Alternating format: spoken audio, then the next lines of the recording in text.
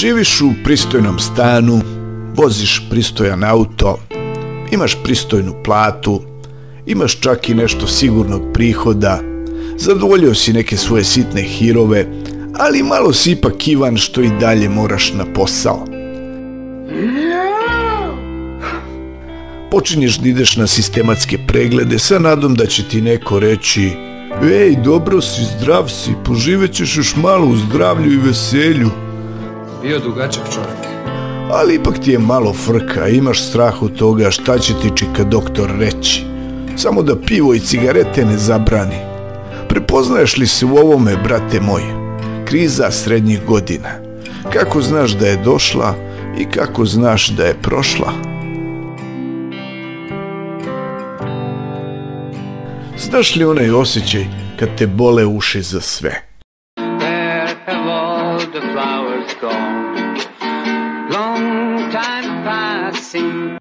Ona riba sa kojom nisi bio, ona lova koju nisi uzeo, ono putovanje na koje nisi otišao, kad nije bilo tad kad je trebalo da bude, ne mora ni sad, ni bilo kad. A prag tolerancije ti je sve niži. Laki je malo nervozan. Dugogodišnji prijatelji čije si hirove trpeo, jer kao JBG znate se od uvek, bole te uši da više trpiš. Rodbina, čak i najbliža, ako smara i otima, a ništa ne daje, ne tolerišeš više. I kad ti više nije nešto bitno, da li je tvoj klub ili reprezentacija, u bilo kom sportu, u bilo kom takmičenju, pobedio ili izgubio. Kad ti je jasno da je sve to samo hleba i igara, zamlaćivanje širokih masa, nečiji biznis, a ne viteška borba.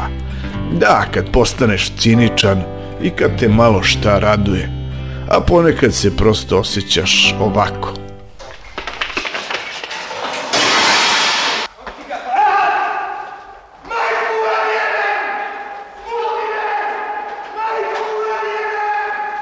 I već si u godinama kad si morao da menjaš posao. JBG, ništa više ne traje večno, niti je išta sigurno. Firma propala, nema da plaća. A Boga mi, gospodje i gospođo, ne cveta cveće ni u naše preduzeće. Stigao novi gazda, snađi se, idi negde drugde, dokazuj se iznova. Došao si da budeš centarfor, daj sad neki gol. A sve te to smara. I razmišljaš kako je nekad pre sve bilo bolje. Pamtim to kao da je bilo danas, kad je babo Atif otišao od nas. I pitaš se jesi li dovoljno dobar, a samo želiš da ko Big Ferdinand sjediš pod drvetom i mirišeš cveće i da te niko ne dira i da te niko ništa ne pita. Pa on ja želi dobro jutro, gospodine, kako ste? Ajde, beži u kurac. I želiš da budeš daleko od svega, od grada i ljudi, a to ti je do skoro bilo nezamislivo.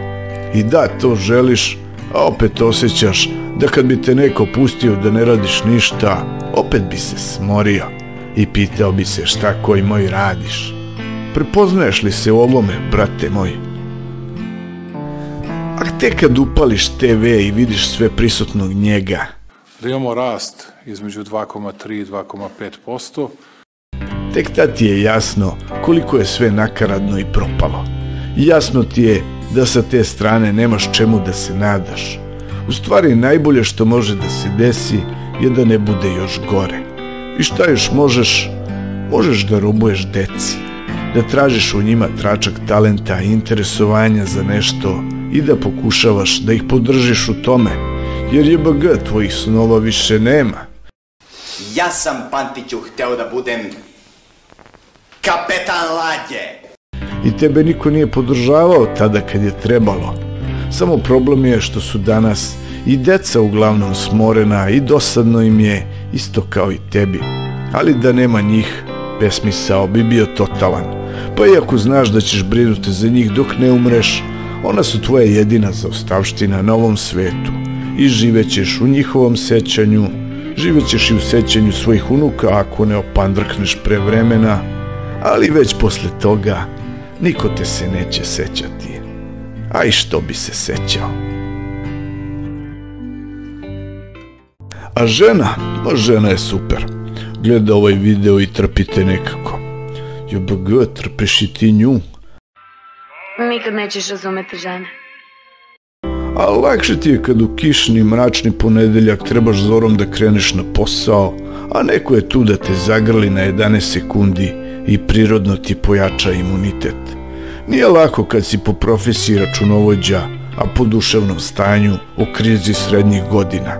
Otkrovenje počinje kada shvatiš da je kriza srednjih godina u stvari želja da dobiješ batine.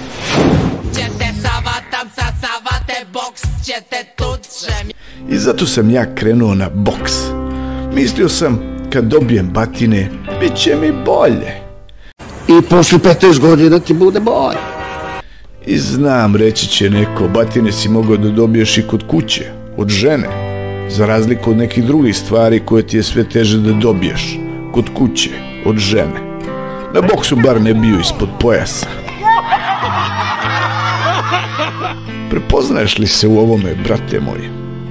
Na boksu sam shvatio da sam hendikepiran u odnosu na drugi boksere. Nisam imao nijednu tetovažu, ali pokušavao sam da se uklopim, iako sam imao završen fakultet. Ali uz sav moj trud uvek sam imao te gafove, ta iskakanja. Najveći nesporazum se desio kada smo jednom tako na zagrevanju igrali fudbal i ja sam tražio faul. Od srca su se nasmejali svi moji drugari sa boksa, Leon, Romeo, Cristiano. Jednome dok smo sparingovali, Leon tako dobro udario u glavu da sam pomislio da sam izlečen od krize srednjih godina. U trenutku nisam bio siguran kako to trebam da proknjižim, kao potražuje ili kao da mi duguje. Jedno vreme sam bio ponosan zato što sam bio najbolji računovođa među bokserima i najbolji bokser među računovođama. Na kraju sam napustio boks i otišao na jedno sjajno, čisto, uredno mesto. Otišao sam u teretanu. Hiljade sklepova, hiljade trebušnjaka. One nisu više kao u 90-im, kad sam tamo bio posljednji put i kad si tamo mogao da saznaš ko je pao, a ko je počeo da radi za Arkana. Jer, kako bih ja rekao, mala bara, mnogo krokodila. Ne, teretane su danas kao shopping molovi. Ima puno žena koje treniraju po programu za savršenu zadnjicu. I tako sam jednom stajao nasred teretane i pomislio sam, najzad sam tamo gde trebam da budem. Najzad sam kod kuće, među oženjenima, među savršenim zadnjicama u pokušaju i među gejevima. Ipak, iako sam stekao puno drugara, morao sam da odem, da bi moja zadnjica ostala savršena. I svašta sam još pokušao. Lupao sam bubnjeve, ali se umalo nisam pobio sa komšijom. Plovio sam Savom, ali mi je čamac bio bušan. Igrao sam i tenis, ali nisam mogao da pobedim Pašu, pa sam se smorio.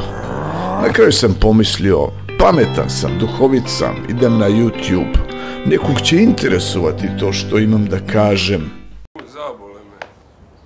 Ali algoritam rekao, nisi pametan, kratka pameti. Ajde ti, veštačka inteligenciju, napravi jedan ovakav topao ljudski video, da te vidim, bre. Tako da eto, to vam je to.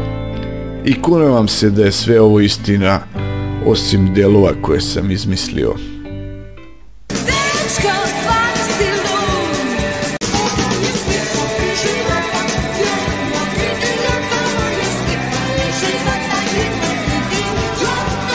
Nadam se da vam je ovaj video bio interesantan i od neke vrednosti za vas. Molim vas da ostavite vaše komentare, kao i da like, share and subscribe, kad vas lepo molim.